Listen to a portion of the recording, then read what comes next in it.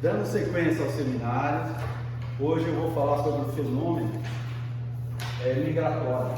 É uma coisa que antes de pesquisar eu não tinha muita noção, mas é muito grande, abrange muita coisa e uma coisa que é muito simples também, que eu não tinha noção, é a diferença de imigração e migração.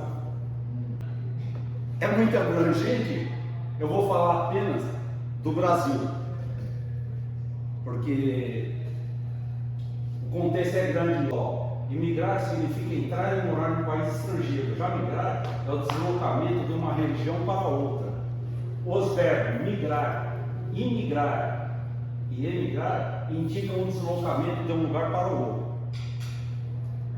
O responsável pelos imigrantes no Brasil é o Conselho Nacional de Imigração, órgão colegiado de caráter deliberativo, normativo e consultivo, integrante da estrutura organizacional do Ministério da Justiça e da Segurança. Então agora nós vamos começar a falar um pouquinho dessas pessoas que procuram uma condição nova de vida, procuram outros países, procuram novos conceitos. E aqui no Brasil, quem controla isso é o IBGE. E o IBGE classifica, pega 5 opções onde a pessoa se diz o que ela é. Se ela é branca, preta, parda, indígena ou amarela. E o amarelo aí, como saiu, são chineses, japoneses, coreanos e assim vai. E o que é a crise migratória? Está vendo ali, professor, tem uma família. Nós vamos falar na família depois, mas essa foto fica bem nessa parte, porque ele vai dizer aqui, ó, é um fluxo migratório, muitas vezes motivado por fuga de guerras e perseguições sofridas no país de origem. Por isso que as pessoas migram. Esse fenômeno foi identificado tanto no mundo quanto no Brasil a partir de 2015. Isso acontece por motivos diversos, mas os mais comuns são a busca por melhores condições de vida, ou seja, migração econômica, mas também existe um tipo específico de migrante, que é o refugiado. E nessa parte nós vamos falar depois lá sobre a igreja. A igreja dá muito apoio para os refugiados e para os imigrantes em geral. Ele se vê obrigado a fugir do seu país de origem por sofrer perseguição de qualquer natureza ou por temer a própria vida. Aqui nós vamos pegar os números dos imigrantes do Brasil, que tem crescido muito.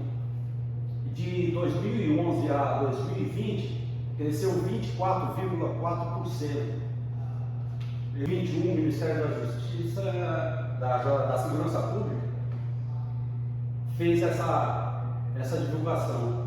E atualmente existem cerca de mais de 1.300.000 imigrantes residentes no país, sendo que desses aí, 1.085.000 são homens.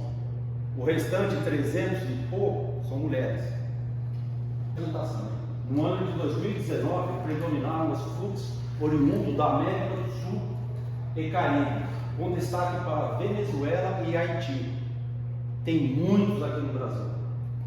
E esse número é crescente. E com essa preocupação de imigração no país, estão se preocupando como é que essa pessoa vai ficar aqui. A pessoa que vem para cá, ela precisa comida, dormida, precisa de uma higiene, precisa de um lugar para ficar. Então, como você faz isso daí? Dando trabalho para essas pessoas, certo? Então, o país se preocupa muito disso daí, porque o Brasil tem mais de 180.000 imigrantes no mercado de trabalho formal, tá? Formal. Os direitos trabalhistas brasileiros também são assegurados às pessoas estrangeiras, imigrantes que enfrentam desafios para a inclusão no mercado de trabalho. Nós vamos ver agora aqui a preocupação do país em leis, está vendo? Tem várias leis que foram feitas para o imigrante. Eu vou comentar dessa segunda aqui, que é do ministro Agra Belmonte, do Tribunal Superior do Trabalho. Ele explica que a nova lei de imigração de 2017 garante igualdade de tratamento e de oportunidade a imigrantes nas distintas esferas sociais, incluindo o trabalho. Assim, a consolidação das leis do trabalho A CLT aplica-se aos estrangeiros da mesma forma que os brasileiros, ou seja, eles têm o mesmo direito que nós. Nós vamos ver lá na frente isso daí, ok? E através de tudo isso, também existe um projeto de trabalho, que é a campanha que protege o trabalho, que é desenvolvida pela ONU. E ela pega várias organizações, né, para pôr aqui, né? Organização Nacional das Nações Unidas para Refugiados, Organização Internacional para Migrações, Organização Internacional para o Trabalho, e pelo Ministério do Trabalho e da Previdência também. Busca fornecer informações para as pessoas, migrantes e refugiados, relacionados aos direitos trabalhistas no Brasil. É por isso que tem todo esse aparato aí para eles poderem ter o mesmo direito que nós aqui no Brasil temos. Isso daí gera tudo, né? Aquilo que nós estávamos comentando, emprego, né? E renda para essas pessoas. E atende a esse problema um grupo de estudantes, porque não é só o governo que se preocupa com isso. Tem um grupo de estudantes de uma faculdade do Rio de Janeiro, eles montaram um grupo chamado TOT. É um grupo que eles fazem como pesquisa filantrópica, que é para ensinar os alunos a desenvolver e ajudar as pessoas por uma questão humanitária. E em 2017 eles criaram essa TOT, que é uma plataforma gratuita de inclusão de pessoas refugiadas e imigrantes no mercado de tecnologia. Ou quem curta o trabalho, eles já acham, vai direto, não precisa fazer aquela peneira, é uma coisa mais rápida de mercado e a pessoa já vai capacitada também. Já passaram pelo curso de aluno de países como Angola, Congo, Colômbia, Cuba, Guiné, Índia, Síria e Venezuela. E esse desafio para a integração do mercado formal o coordenador científico do Observatório de Imigrações Internacionais, o OBMIGRA, o professor de centro de pesquisa, ele diz que são necessárias políticas e ações que possibilitem a integração dessas pessoas no mercado de trabalho.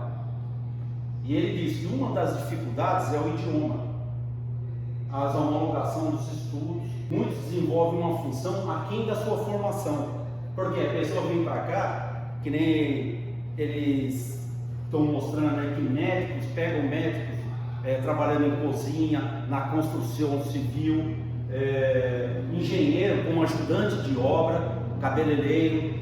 Então são pessoas formadas, capacitadas, mas elas estão no mercado que estão lhe oferecendo na hora. Então eles têm essa preocupação também. E tem também a parte que ele se preocupa, que é o imigrante ilegal. Porque o imigrante ilegal no Brasil, ele também está dentro das leis do país, mesmo se ele estiver ilegal. Aqui está dizendo que o imigrante, mesmo que esteja em situação ilegal, poderá responder por isso nas esferas competentes. Se trabalhar no Brasil em atividade ilícita, o imigrante poderá reivindicar os seus direitos trabalhistas. Foi o que eu falei lá no início, tá vendo? Logo, o trabalhador pode se informar junto à Ordem dos Advogados do Brasil, a OAB, ao sindicato da categoria ou advogado particular sobre seus direitos e acionar a Justiça do Trabalho para eventuais reparações trabalhistas. Explica novamente o ministro aí, o Agra Belmonte. E tudo isso daí também traz para nós um problema sério, que é o tráfico. Né? Tem um tráfico de pessoas. E essas pessoas que vêm para submeter ao trabalho análogo à escravidão, o relatório do Escritório das Nações Unidas sobre Drogas e Crimes, no ano passado, que alertou para o problema e destacou que mulheres, adolescentes, crianças e pessoas LGBTQIA+, são as mais vulneráveis. Conforme o documento, de 84 casos atendidos pela Defensoria Pública da União entre 2013 e 2017, envolvendo imigrantes, 14,3% tinha relação com o tráfico de pessoas e 13,1% com trabalho escravo. Então você vê como que às vezes a pessoa sai do país dela já sofrido por N motivos que nós já falamos aqui, né?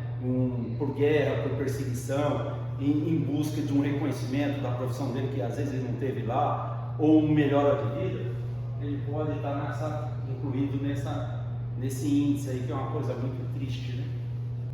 E esse trabalho precário, ainda segundo o órgão, diz que a pessoa em situação de vulnerabilidade social, econômica, documental e de integração acaba sujeita a várias formas de superexploração no mundo do trabalho. Esse daí é o alerta que eles estão fazendo, que gera danos diversos nas pessoas, como violação dos direitos humanos, nas formas mais graves possível, que são danos psicológicos, físicos e mentais, que pode durar uma vida inteira na pessoa. A pessoa pode ficar marcada pro resto da vida. A pessoa que veio para tentar uma vida nova, né? Ela pode ser marcada por isso. E agora, é só um adendo para falar da imigração, tá? Aí é dos brasileiros. Diz que o principal motivo deles são por melhoras de oportunidade de trabalho, que representa esse principal motivo. Isso significa que muitos profissionais qualificados acabam deixando o país por não ter o devido reconhecimento de suas áreas de atuação. Entre os 5 países com mais brasileiros estão os Estados Unidos, com 1.700.000, Portugal com 276.000, e agora de espantar, Paraguai, 240.000 brasileiros no Paraguai. Pertinho, né? Reino Unido, 220, Japão, 211.000 brasileiros. E o que isso daí causa? O impacto que isso daí causa na família. Agora nós vamos falar da família. As questões envolvendo a migração familiar e as suas consequências. Os seguintes temas foram encontrados: adaptação familiar ao novo contexto cultural. Entre as pesquisas analisadas, 8 tiveram como objeto de estudo os aspectos psicossociais decorrentes do fenômeno migratório de famílias imigrantes. Destas, somente 2 correspondem à imigração do Brasil, tratando-se de estudos nacionais, enquanto os demais foram estudos internacionais. Foram consideradas diferenças de comportamento, hábitos e modos relacionados entre as culturas divergentes. Pode-se dar razão ao estresse e ao conflito no sistema familiar. Tais achados permitem implicar o casamento e a educação dos filhos imigrantes. Então as pessoas têm essa preocupação do filho que vai para fora, como vai ser a vida dele para frente, a vida familiar, né? Depois nós passamos para a ausência de familiares. 3 estudos tiveram como finalidade organizar a repercussão dos imigrantes para os membros familiares que não imigram. É aquilo lá, viu que vem mais homem? O cara vem aqui primeiro para poder se estabelecer e depois tentar trazer a família. Tem um cara que eu vi na pesquisa, um angolano, ele veio para cá e ficou 6 anos trabalhando para poder trazer a família depois. Quer dizer, o cara ficou 6 anos sem ver a família, mulher, filhos, aí ele conseguiu. E tais resultados podem ser encontrados nas pesquisas. Aqui tem as pesquisas que foram feitas, tá vendo? E o imaginário construído pelos filhos dos pais imigrantes, concernente lá a expectativa das ausências, uma vez que a falta de esclarecimento por parte dos pais pode repercutir sentimento de abandono e incompreensão na percepção dos jovens. O cara deixou o filho pequeno lá, ele está aqui, o cara ficou 6 anos. O filho vai entender que ele está tentando uma vida melhor?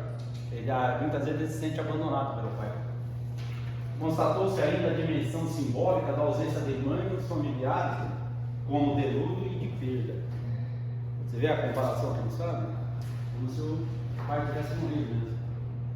E um problema também que eles notaram é na juventude a imigração familiar. Tendo em vista os desafios inerentes ao processo migratório para todos os membros familiares, torna-se ainda mais custoso quando se processa o ciclo da vida familiar adolescente.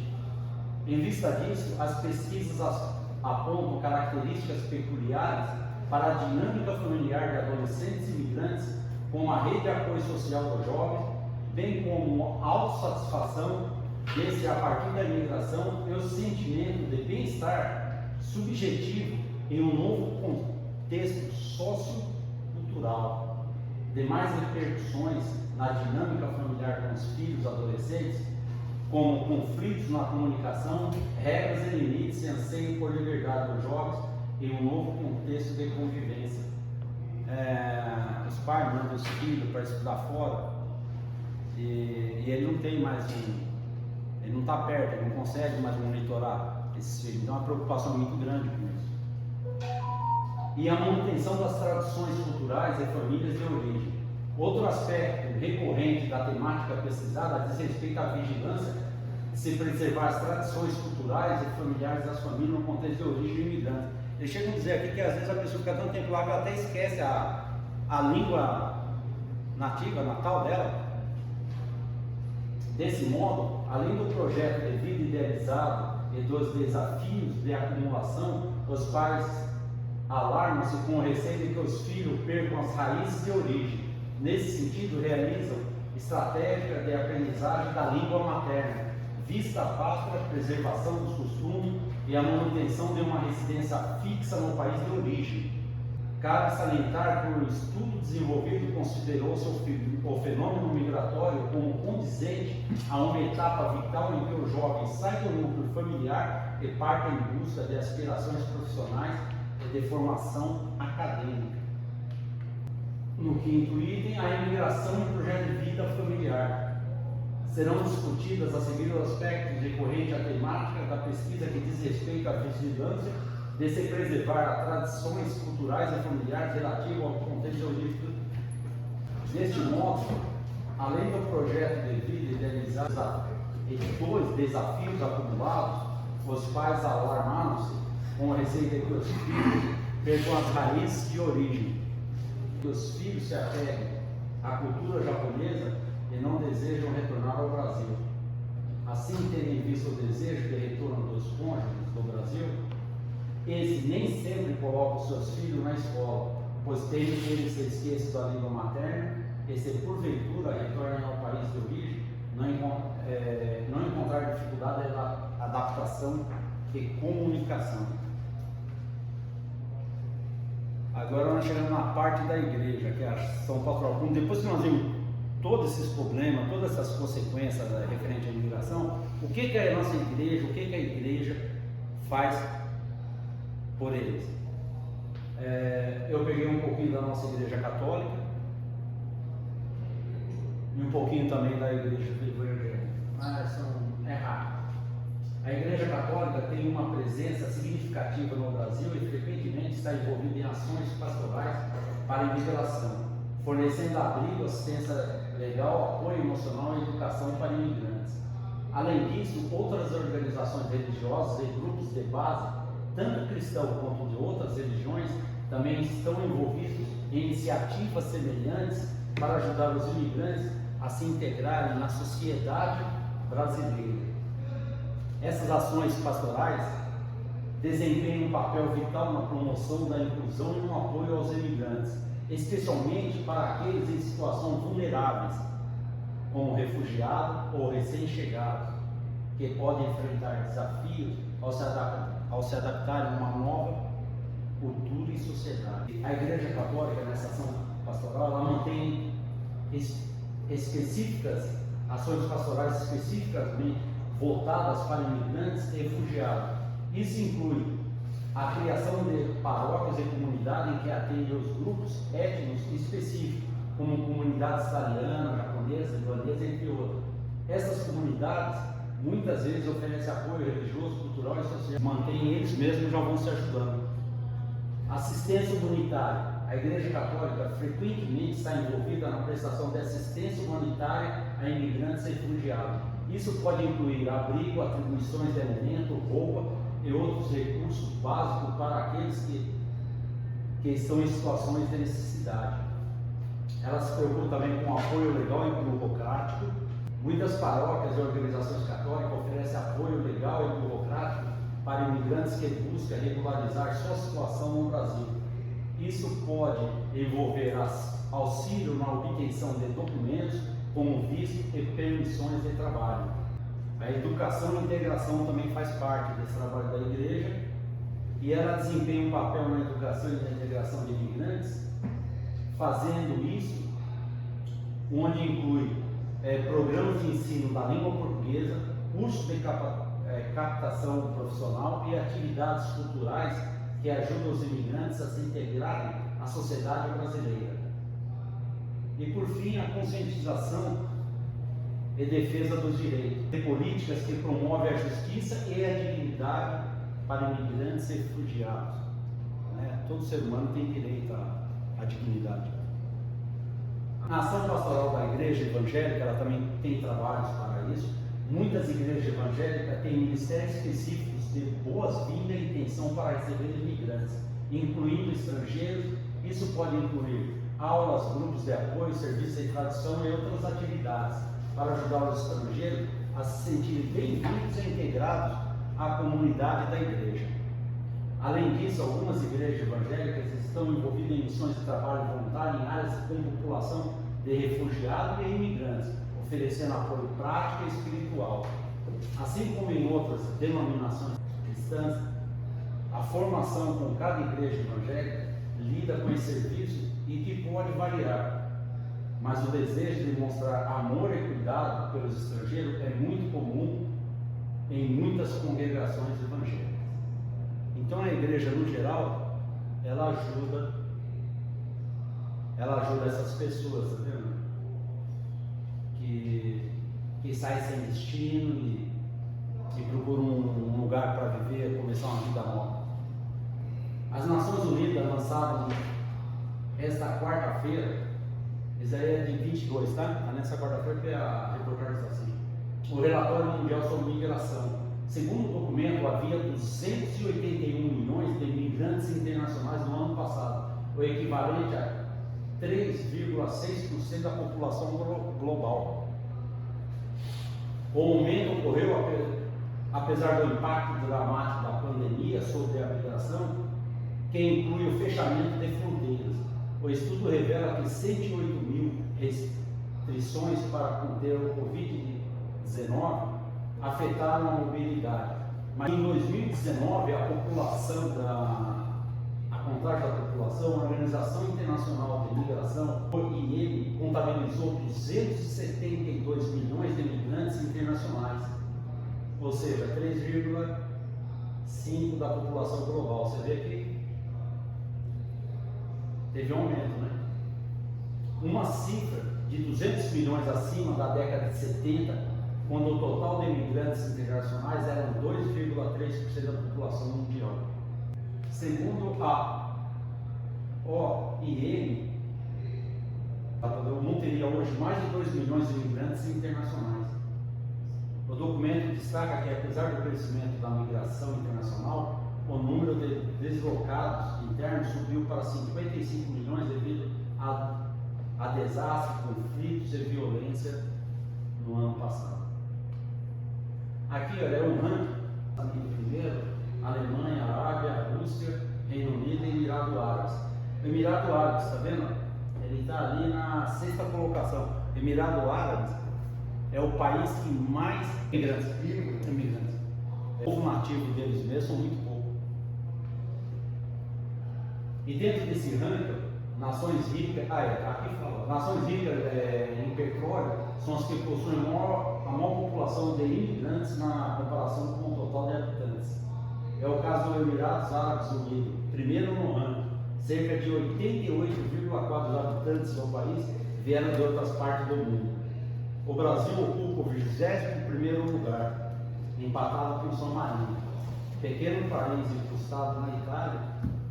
E os estados brasileiros que mais recebem imigrantes estão São Paulo, com 8 milhões, Rio de Janeiro, com 2 milhões e 100, Paraná, com 1 milhão e 700 e Goiás, com 1 milhão e 600. Acumulam a maior quantidade de pessoas residentes que não nasceram aqui. De acordo com o Brasil, as pessoas que mais, de 2010 a 2021, as pessoas que mais solicitaram reconhecimento de condições de refúgio foram a Venezuela, o Haiti, Cuba e Senegalês. Os refugiados eles estão, dos últimos 12 anos, eles estão dentro de uma lei, que é a 9.474 de 97. O ano que registrou o maior volume de pessoas que tiveram as suas solicitações de refúgio reconhecidas foi no ano 2020. Foi 26 mil pessoas, 577. Mesmo com o problema de Covid, pandemia, essas coisas, tem aumentado. Eu coloquei isso aqui porque isso daqui é alarmante. Ó. Só de 2023, ó, um mapa de os vistos concedidos ao país por tipologia. O que as pessoas vieram fazer aqui? Ó, visita, trabalho, estudo. Acabou, professor. Acabou. O brasileiro sai daqui lá